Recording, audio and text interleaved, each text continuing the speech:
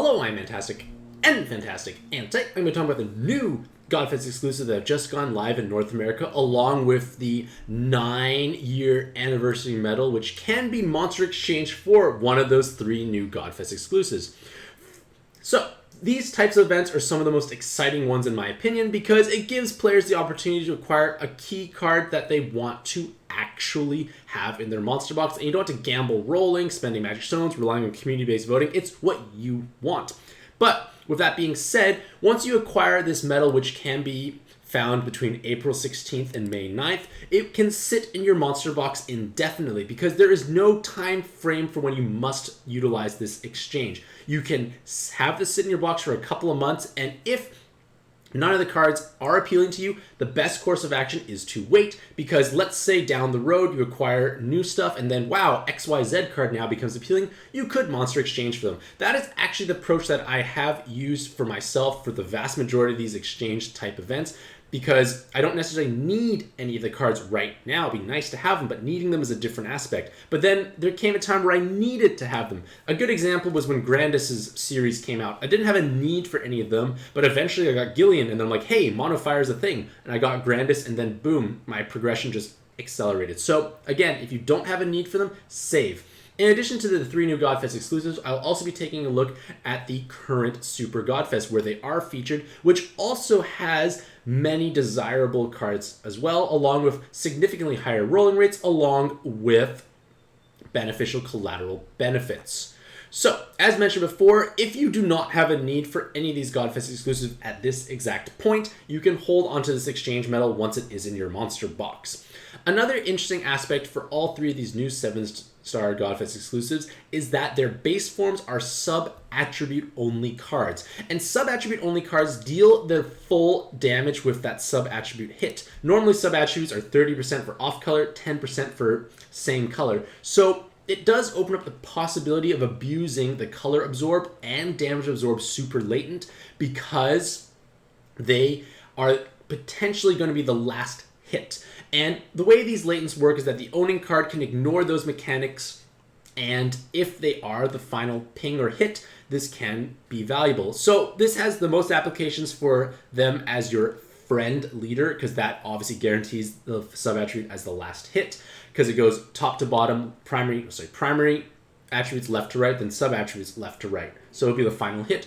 Or as your final sub with a friend leader who does not have a sub-attribute, because that in turn still makes it the final hit. While this is a pretty cool concept, I honestly feel that it is, well, not going to be the most applicable thing for the majority of people. Like, it might be difficult to utilize them as a leader. You might just be able to bring those active skills to counter them anyways. It's kind of niche, but it's something to keep at least in the back of your mind. So, without further ado, let us take a look at the new 7-star Godfest exclusives. So the first one is Priscilla, and I kind of like the sound of this name. It sounds kind of pretty, a bit more unique, but otherwise, Priscilla and all the other base cards will follow a very similar template. They all feature 3 skill boosts prior to Super Awakenings, 10 combo, 7 combo, and 3 enhanced combos of their main color. And this means they have notable personal damage, they have significant passive damage, and the Super Awakening you do choose to utilize will greatly impact how you use this card. So they can have a skill boost plus, they could have blind resist, they could have super jam resist. So based on what you need, you can kind of cater and customize them to your individual needs. So with Priscilla in her base form, she also has a 3-turn active skill, and this active skill is similar across all the other base forms. For a 3-turn cooldown, you get 3 turns of no Skyfalls. So in theory, you have a self-looping no Skyfall thing. It's gonna really be a pseudo-self debuff because you're basically kind of capping your damage output. You can't get lucky into additional combos. So I think that is definitely a significant drawback, but it can make it so you play through content faster if that's appealing. It unlocks all the orbs and then creates 5 of their primary, well, their sub-attribute color over non-heal orbs. So it's a nice orb changer aspect. It does help give you additional firepower in this case here, but I feel like the main usage is going to be abusing the 3-turn cooldown in order to inherit something over top of it that provides more meaningful value. Because with Priscilla, for instance, you can have 5 skill boosts, and if you inherit red shelling forward, you have 6 skill boosts and a 4-turn delay, which in turn makes her a 10 effective skill boost card, which is truly outrageous. And the fact that her cooldown's quite low means you're going to be able to activate that delay on a instantly as soon as you enter a dungeon, and this in turn will help you with leader swapping or with transforming needs. So definite benefits there alongside of their awakenings. But the drawbacks of the base forms basically for any of them is that their leader skill is not necessarily the greatest. It does have large health and modest amounts of damage reduction, but you need a healing solution. The attack multiplier is kind of low, and it's just not going to outpace other options. But with that being said, maybe if you can find a friend or utilize your own as your own friend leader, you can abuse the super latent tactic of color or damage absorb. But again, it is still kind of situational, kind of niche overall. For Priscilla's evolved form, she now becomes a tremendous god-killing solution. She has... this is going to be similar to many of the other... like, they all have similar overlaps in terms of their awakenings, but she features 10 combo, double VDP, and 2 god killers, along with favorable super awakening selection. So, obviously, she has meaningful personal damage with 10 combos with the 3x3 box and against God-type spawns. But of course, the hurdle is having a 3x3 box, having 10 combos, and at the same time, God-type spawns are pretty situational. There's not that many at this point in time. Looking at the current difficult dungeons right now, Alt Arena 4 does feature the MP dragons as notable god spawns, but they don't have that much effective health. It should be reasonably straightforward to deal with without necessarily layering in extra god-killing cards. And the other notable instance is in Alt World of Carnage 2, where the MP Dragons make another appearance, and they are much more tanky by comparison. So the usages for her offensive might are much more limited overall, because if you take away the God Killers, her offensive might is okay, and because gods are not that common of a spawn. Thankfully, her active skill is valuable for World of Carnage, because for 1 turn you get 75% damage reduction and an attack buff. So having a shield, which you need to have in World of Carnage 2, makes her much more desirable to run as a sub, and the attack buff can help overwrite any existing debuff, which again is going to make your life that much easier. So she's got definitely a nice jam-packed kit for World of Carnage 2, especially Alt World of Carnage 2, but at the same time, not that many players are going to be really tackling that dungeon right now. It's incredibly difficult, and it's quite restrictive in what you can utilize to bring with them. So I feel like she does have value in that dungeon, but it might be not the most widely applicable card for the average player. And in terms of her leader skill, you have fixed 10 seconds movement time, which is an acceptable amount for 6x5, and you have modest multipliers, but the problem is you need to match fire and light, and without that, you don't get damage reduction. And without that damage reduction, you're quite vulnerable, and there is no systemable card to make it work.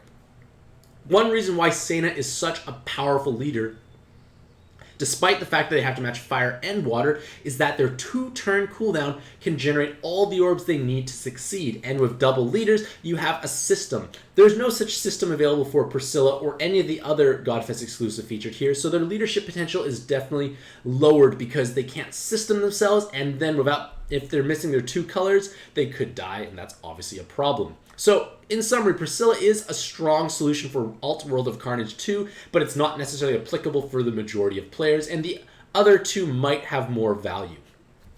So, looking at Klaus, follows basically an identical template to base Priscilla, and it's going to be almost the exact same things I'm going to say for the third one as well. But instead of having Super Jammer and Super Blind, they have Super Poison instead, and they have water-based passive damage, and the active skill generates water orbs. So same relevant applications, but I feel that base Klaus suffers from lower health. He has a huge RCV stat, but a low health stat. And at this point in time, water-based teams tend to have excessive amounts of healing potential, and lower amounts of health.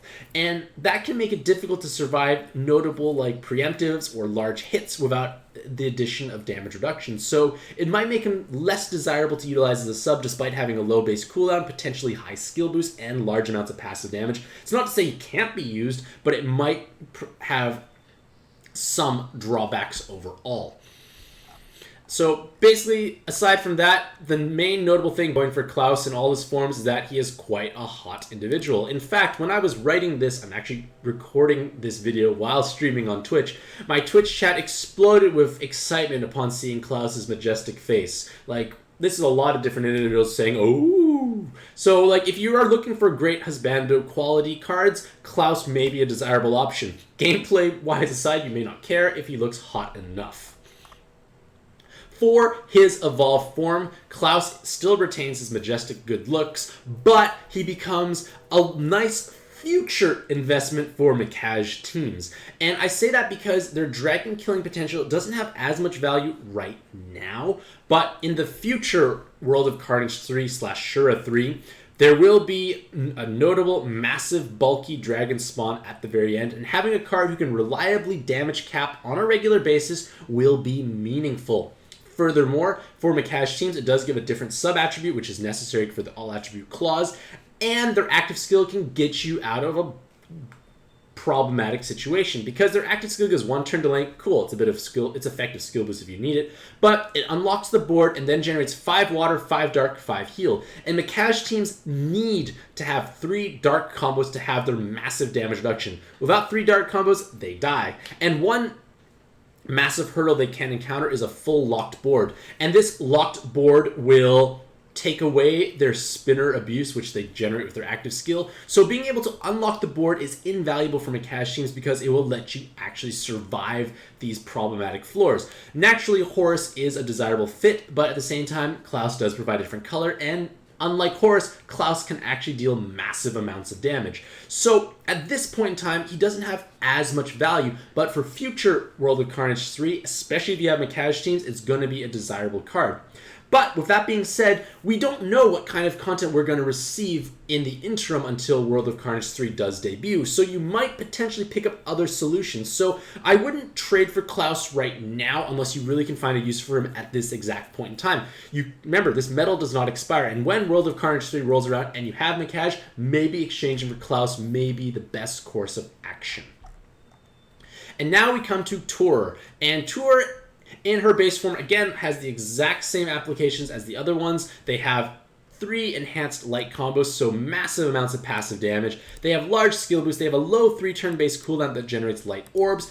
But one notable aspect with their active skill is that they could potentially plug in as a alternative to Ferrule, or not having an alt Ferrule. I don't have multiple Ferrules on my accounts, but you could utilize her as a possible solution because they have a 3-turn cooldown, which is what you need for Ferrule teams, and it does generate light orbs, which of course you need alongside of it. So they are a possible solution, but at the same time, I don't think it's truly necessary for that, but it's just nice to be aware of it because in their evolved form, they have significant applications right now. So as a whole, her evolved form is going to be her evolved form is the most universally helpful of all the 3, with notable applications right now in all types of content. And the reason for that is because she has devil killers and a powerful active skill. So right now at this point in time, devil's type spawns are the most notable and dangerous ones right now. In World of Carnage 1, there is a notable 1.5 billion defense devil floor with 4 of them appearing, so you have to kill them because they hit way too hard. So being able to execute that with relative ease is meaningful. In addition to that, in World of Carnage 2, Gills is the final spawn, who is obviously naturally beefy and is a devil type encounter, which means she can damage cap against him with relative ease. In fact, her sub-attribute may potentially do close to damage cap as well, depending on your team's setup. So it can make it so she is a powerful damage solution against incredibly dangerous notable spawns. But to make this even more exciting, her active skill is highly relevant. This active skill provides 2 times attack for wood and light, so an attack buff is always going to be helpful. Alongside of that, she fully clears unable to match orb effects and all awoken binds. So you've got a cleric-based active skill that fully clears those aspects and an attack buff alongside of it. And this is important because right now we're starting to see much more power creep in terms of our cleric options available, because we're now starting to have clerics who provide their cleric-based effect, which is clearing bind, awoken bind, unable to match orb effects, and an additional helpful secondary effect. In the case of Tori, or Taolu, I don't know what to pronounce her now, she will always be helpful because attack debuffs are found everywhere in a dungeon, and an attack buff is never going to go out of style. Dealing more damage is always going to be a helpful aspect. So you've got an invaluable active skill that counters important mechanics and provides a meaningful and helpful secondary effect, and she has huge personal damage against notable, dangerous, and commonly seen spawns. You just need to be aware of the fact that she does not clear regular binds, which is only an issue in World of Carnage 2 because everything is probably bind immune anyways, but you can correct this via an inherit. You just inherit a full bind, awoken bind clearing card on top of her, and you're good to go. So, as a whole, I'm tremendously excited for her as a universal cleric option for mono, wood, and light teams. But with that being said, you have to be aware of the fact that there are so many other options available for wood and light teams. They have quite a few good choices, but at the same time, maybe not all of them provide 4 skill boosts. They don't necessarily have the huge damage output. No other cleric option has as much personal damage as her because it's highly relevant against devil-type spawns, which are commonly seen. Fasca does hit hard, but Taolu, or Tori, whatever you want to call her, hits harder against devil spawns. So, in conclusion, I feel that she is the strongest option of the 3 if you don't know what to pick and you really want to pick something. But with that being said, if you have other good clerics available, and if you don't think she's going to improve your progress at this point in time, you can hold onto your exchange medal and just wait and see if new things are released or like new content that you need certain solutions for. With that being said, let us take a look at the current Super Godfest. So, Super Godfest will feature a 1 in 3 chance to acquire any Godfest exclusive, and we can use this as kind of like a baseline where which we judge the value of all subsequent Super Godfest, because we're looking for either like higher Godfest exclusive rates, the inclusion of seasonal cards, inclusion of Samurai 3 cards because they provide amazing weapons, and if the Pantheon cards come out as super reincarnated. In the case of this current Super Godfest, we have significantly better rolling rates compared to the 1 in 3 chance. We have the Samurai 3's feature, which is obviously increasing that chance as well, and the Pantheons all come out as super reincarnated. And the super reincarnated aspect may seem a little less magical for more well-developed boxes because you have enough resources, but creating super reincarnated cards is still a massive resource sink in terms of evolution and enhanced materials. And being able to acquire them immediately in their SR form is a massive resource saving. And this is going to be a tremendous boon for newer players who either don't have the resources available or are unable to get them or what not.